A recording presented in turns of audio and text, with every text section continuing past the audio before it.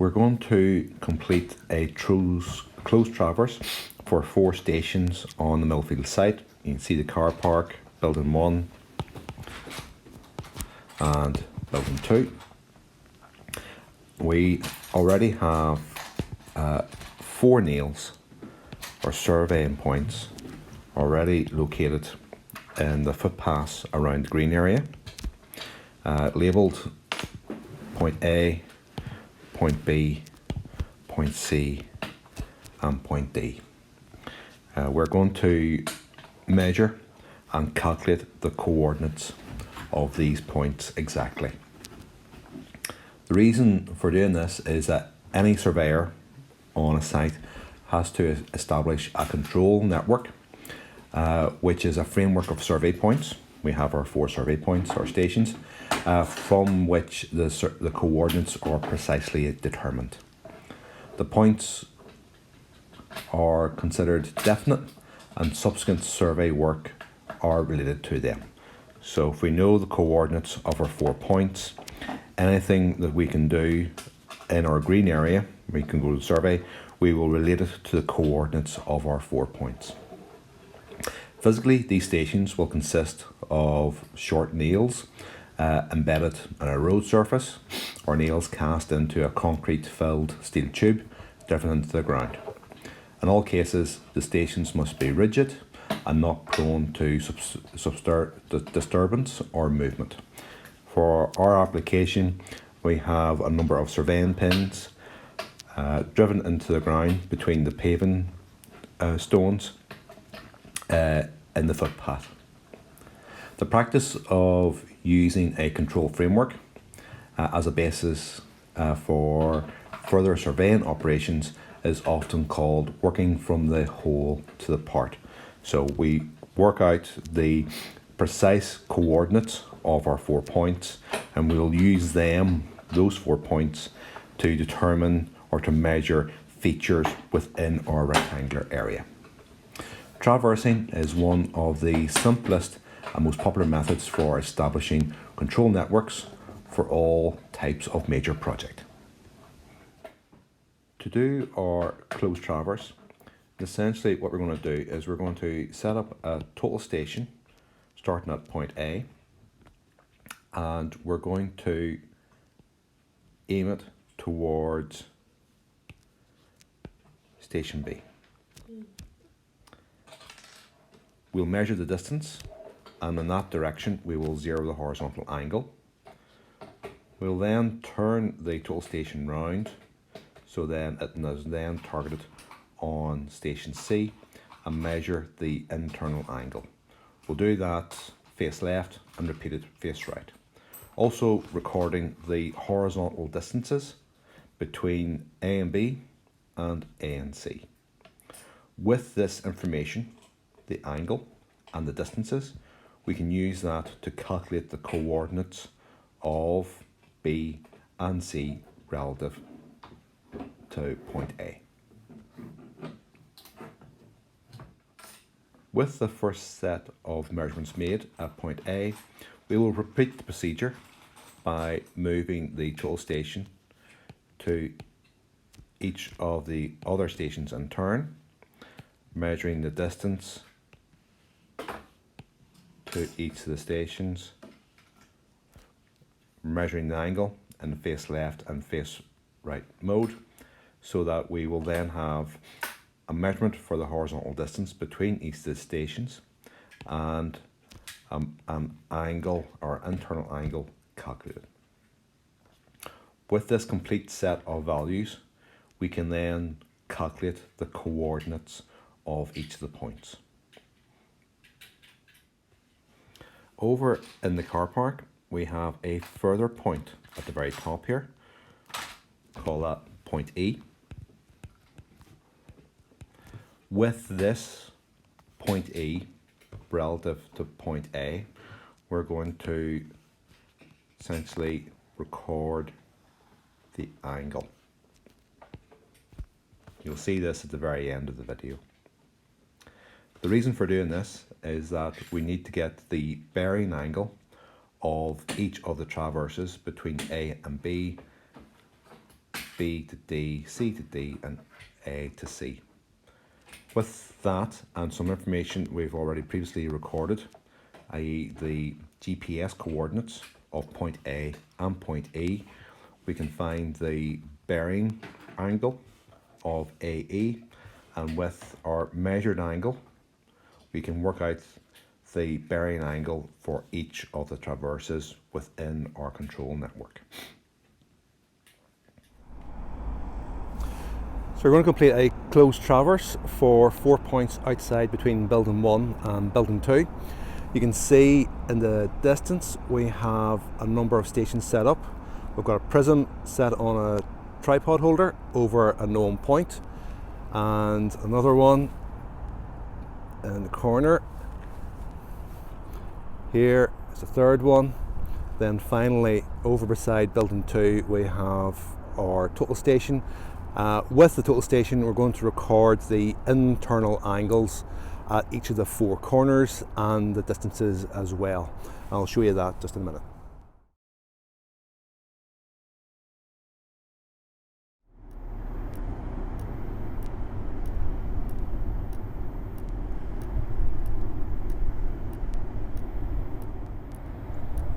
So with our total station targeted on the prism, the distance,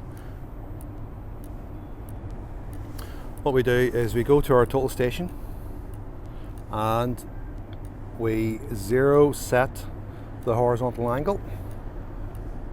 OK that. So horizontal angle is set at 0.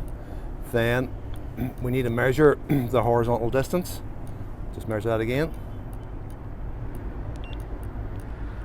So 47.596 meters is the horizontal distance between this point A to point B.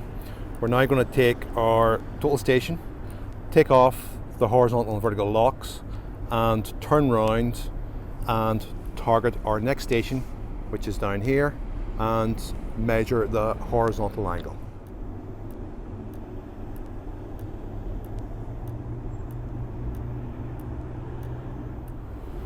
Now you can see we've turned the total station round to look at the next prism, and in doing so we have recorded a horizontal angle, and I need to check the distance, 22.107. This horizontal angle has been measured in a face left mode.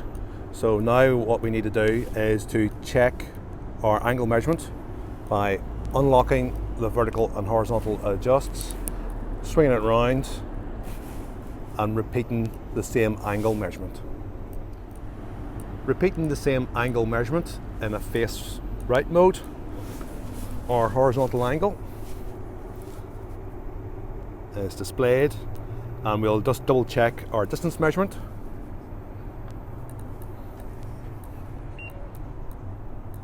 And the distance measurement is exactly the same between the 2 points. We'll now take our instrument, turn it round to go back to measure the angle at our initial station. With our instrument in face right mode, we've targeted the second station. Our angle we get is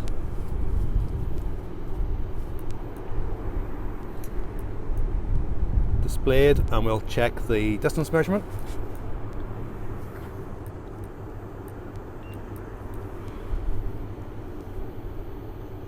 And there's our distance measurement values. So at this station we've measured the angle twice. We have looked at our initial station, zeroed the angle, turned round to measure the internal angle at this station. Those were done in face left mode. Flipped the instrument round, targeted back on our station to measure it face right, and back to our initial station to measure it in face right mode. Double checking the distances that are measured twice as well. Now what we're going to do is we're going to take our total station and we're going to move it to the next station to measure the internal angle at this point. The prism that is here will move to where the total station is. Remember, to move the total station, what we do is we take the locking screw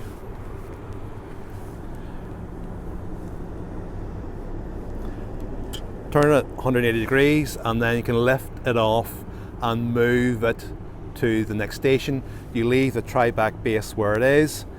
The same will happen at this station.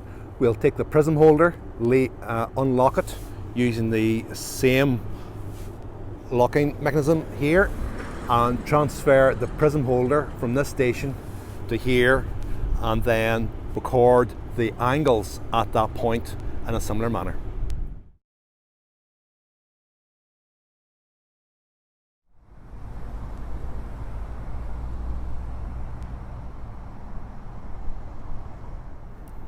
With our total station targeted at our prism in the distance, we're going to set the horizontal angle.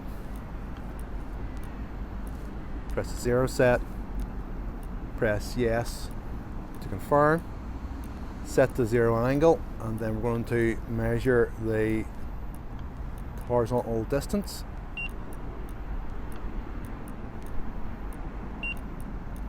(21.082 meters). Now we're going to take our lock off, turn this instrument round to target the station back at building 2 and measure the angle.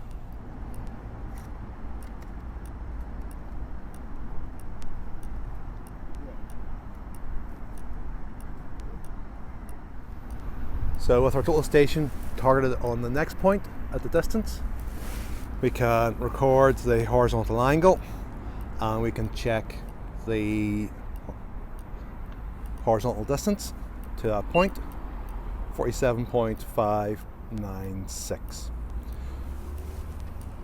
Now we're going to take the locks off our instrument, turn it around to repeat the measurement in a face right mode. With our instrument in face right, we can turn round, record the horizontal angle, and we'll double check our distance.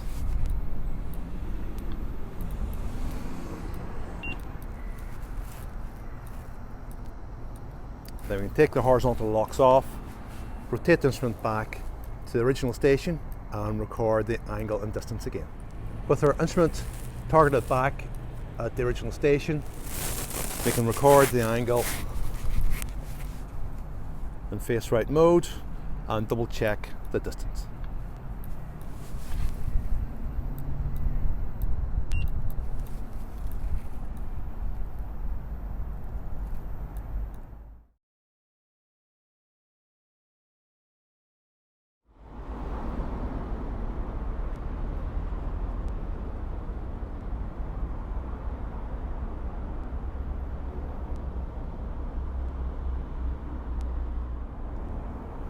With our total station set up in this corner, we're targeting the station over beside building 2, and in face left mode we're going to set the angle to 0,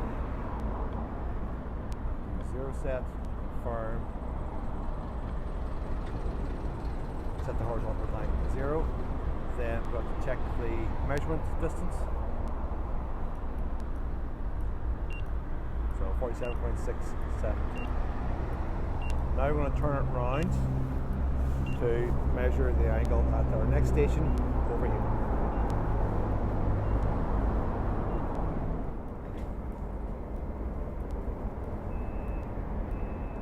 With our total station turned round to the next point, we're going to record the horizontal angle, and we're going to check the distance measurements. 21.082. Now we're going to take the vertical and horizontal locks off, turn the instrument around, and repeat the angle measurement, but now in face right. Now we've targeted the station again in face right mode, turn round, record the angle, and we'll double check the distance.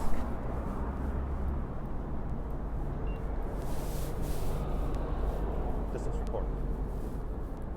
Now we're going to go back and target our initial station over here in face right mode and record the final angle. So with our total station targeted back at our station. We'll go around and record the angle. And we'll double check the distance.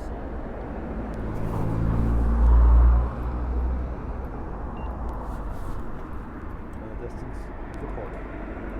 That's the angle measurement done at this station. Now we're going to go to this station and record the internal angles at this point.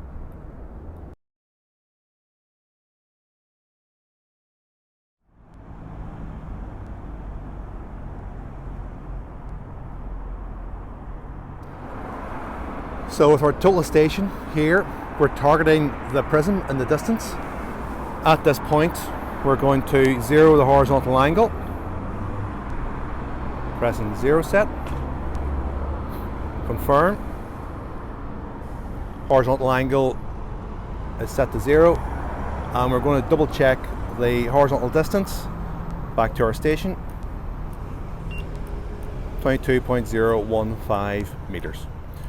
Now I take the horizontal, or the vertical and horizontal locks off, turn our instrument to target the next station, which is down beside building 1.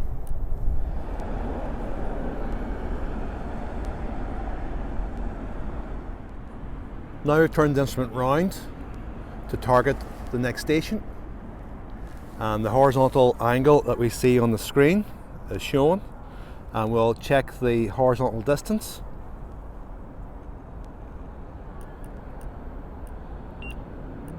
.674. We'll now turn the instrument round, face right, and repeat the angle measurement. So with our instrument turned round to target the station again, but now in a face right mode, we turn round and we'll record our horizontal angle and just check the measurement distance again.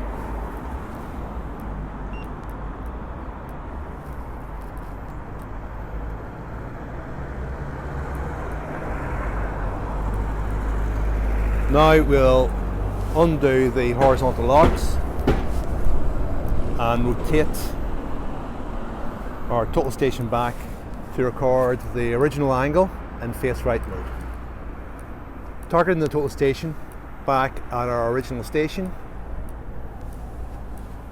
turn round, record the horizontal angle, and we'll double check the distance.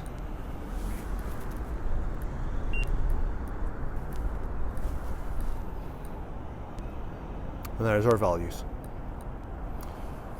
With the angles measured at this point, we're now going to move the total station down to beside building 1 and do the internal angle measurement at this point here.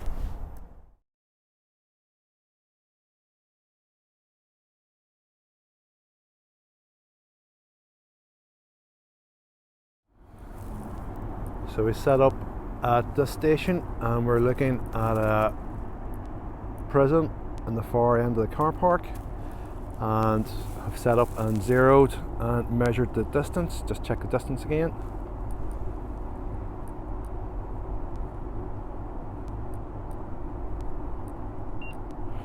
Now we're going to take the horizontal and vertical locks off, turn it round to measure the angle to the prism over there.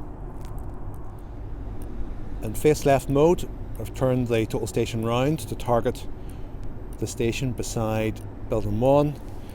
The angle we have recorded, horizontal angle we have recorded, and to check the distance measurement.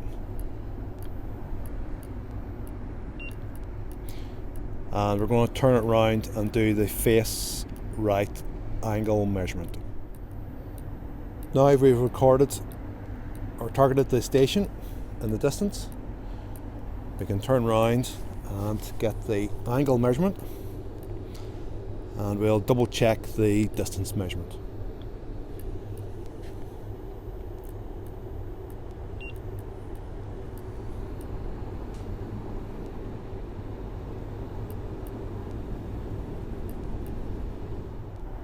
And to complete the final face right measurement at our station across in the car park, in face right mode,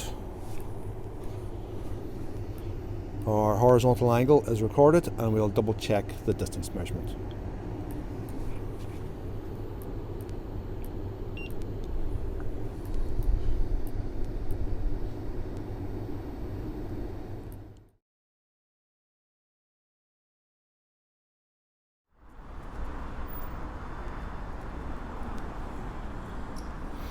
So here you can see that we've set up the GPS system over our control point. Control point is the nail on the ground.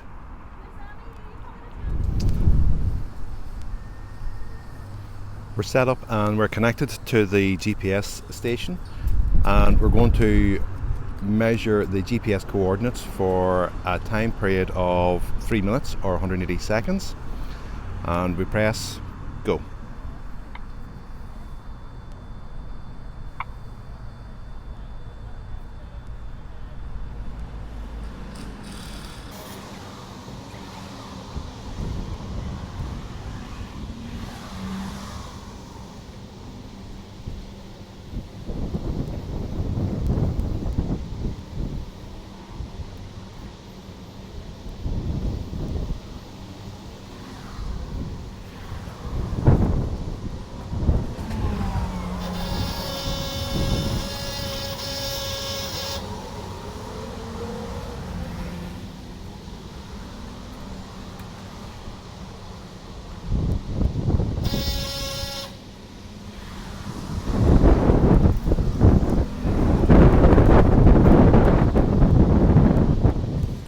We can then store the point, and we wait at least 20 minutes for the satellites to move and repeat the process. Then we take the average of the two sets of coordinates for the station as our given values at this station. After waiting at least 20 minutes, we measure the same GPS coordinates again, and again measuring it an average over a 3-minute period.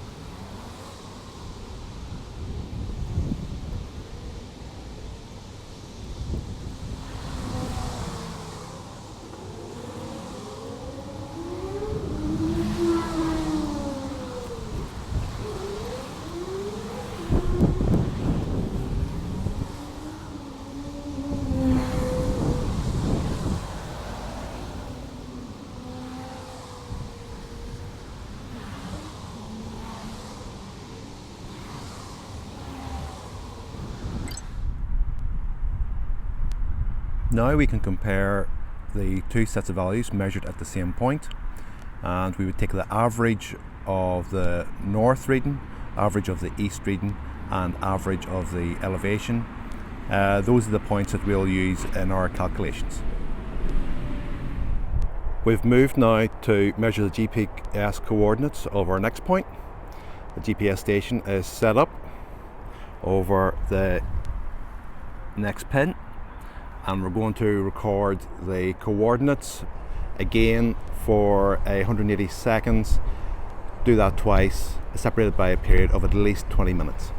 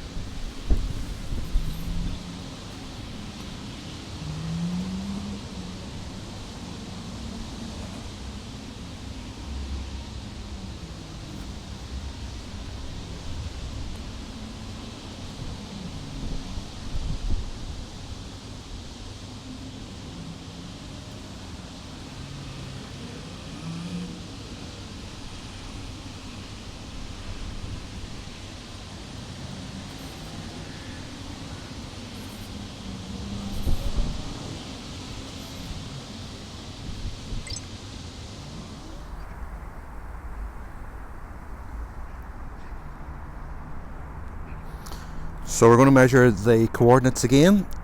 We've waited at least 20 minutes and we're going to record and average the GPS coordinates over a period of 180 seconds.